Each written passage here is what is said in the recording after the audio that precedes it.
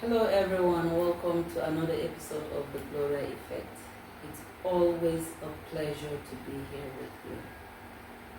Today's topic is profound, and it is only important that I bring in someone who knows how to handle issues like this. In the words of Gabor Mate, he said, "Trauma is not what happened to you. It is what happens inside of you as a result of what happened to you." Today we will be talking about understanding trauma in the home. And I brought in someone I respect so immensely because of her wealth of wisdom and love. Help me welcome Mrs. Elizabeth Yakobo. I'm so privileged to have you. Thank you. It's really, really wonderful to have you here. Thank you very much. Yeah. Today we are talking about understanding trauma in the home, and I'm wondering what are some of the ways childhood trauma can begin at home, even unintentionally. Yeah. Trauma is an emotional wound that leads to psychological injury. And sometimes they happen at home, through the activities that take place at home. Now, it can happen psychologically when we call the children names, maybe due to their sizes. So, due to the size of the child, you call the name by it, or the shape of his head. You call, when you are calling, you call the child with that. Or sometimes you criticize the child because of what he has done. Or, when we talk about psychological, without affection, when the child lacks affection, so it brings wounds in his heart. So another thing again is physical. When you neglect the child, you neglect care, such as food, such as clothing. When the child lacks security, and when the home is not secured for the child, and sometimes there is violence in the home, and the home is not conducive at all. And when we talk about physical trauma that causes trauma physically, beating and slapping, and some people, they burn the child maybe because he stole something. Some people cut the child in the name of punishment. And some people, they put paper in the child's eye or in the private parts, all in the name of punishment, to correct the child. So all this physically, it causes the child to have a trauma. Then we also have sexual abuse of any form, unintentionally. Maybe you allow the child to see your private part. Some people, they'll stand naked and the child will be there, and he will see what he is not supposed to see. Or touching the child's private part. You see, it can cause trauma, or literally penetrating the child. These are some practices at home that cause trauma in the child. This is really a lot. This is a lot. So how can parents recognize early emotional wounds in their children? Yes, parents can understand this. First, if parents are sensitive. Many parents are not sensitive to the behavioral changes in their children. So if you are not sensitive, the child will go on and in his pain.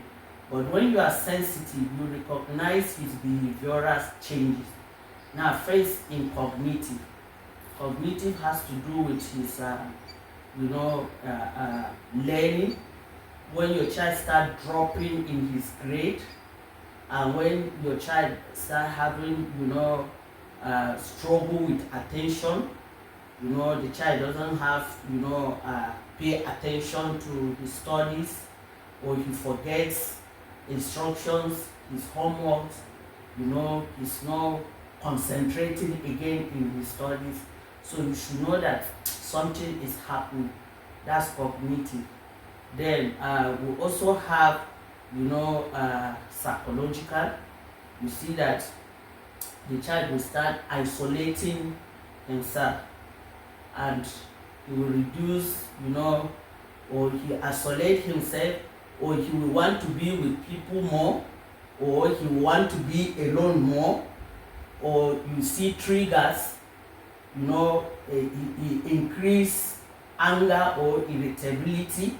So when you see a child that has not been angry at anything, and now small thing it triggers you to be angry, so you should know that something is wrong with this child.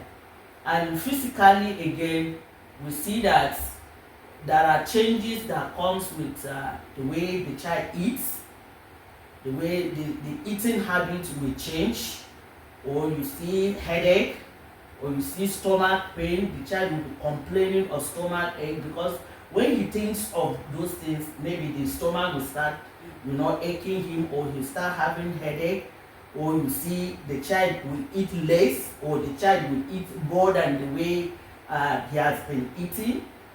All these physical changes that you notice in a child.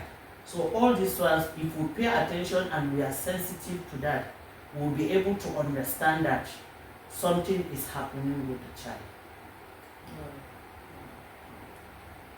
Okay, so what everyday habits in family can build resilience or create trauma?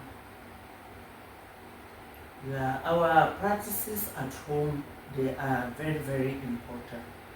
Number one, I want to talk about open communication at home. If we have open communication at home, it will help the child. When the child is able to air out his, his feeling, and he know that he will be heard, so it will help him at home. So parents, we should allow open communication. When we have, when we have open communication, the child, it will help to build trusting relationship. The child will be able to trust the parent, will be able to open up to whatever is happening to him. But when there is no open relationship at home, so you see that the child will not be able to build resilience. And you see, resilience is the ability, to bounce back after a challenge. So, but if there is no open communication, the child will gradually be going into isolation, and the child will not be able to learn from his mistakes, and the child will not be able to bounce back. So open communication at home is very, very important. And another thing again, we should be, this practice should be able to validate the feeling of a child. Sometimes if a child expresses his anger, we should know that yes, it is okay for a child to express his anger concerning something. But if we invalidate what the pain of a child, so you see that the child will not be able to, resist that. And another thing again is, to focus on learning from our mistakes. So rather than you want the perfection at home. So when you want perfection at home, you see that the child will not be able to build resilience. Rather, he will go into the trauma the more. And another thing again, little practices at home, is that we should have daily routine, that every day the child focus on it. He knows that this is what he will do, this is what he will do, and it will help him. so that he will be focused, than the child to just wake up without focus, without action, without anything, so doing nothing. So if we build daily routines and we stick to that, so we see that we will help the children or the child at home to build a resilience and to be able to bounce back. Then we should shun criticism at home. We should not criticize the children, or a child, that we know that the child is struggling or is trying to see that he healed from his trauma. Then we criticize. So we should shun criticism. Whatever the child does, we should try to help the child, not to criticize. So all this thing, we should support the children at home. We should support their growth. We should support their struggling. We should support whatever they are doing. When a child lives in a supportive home, he knows that he is safe. He knows that he is valued. And he knows that he is heard.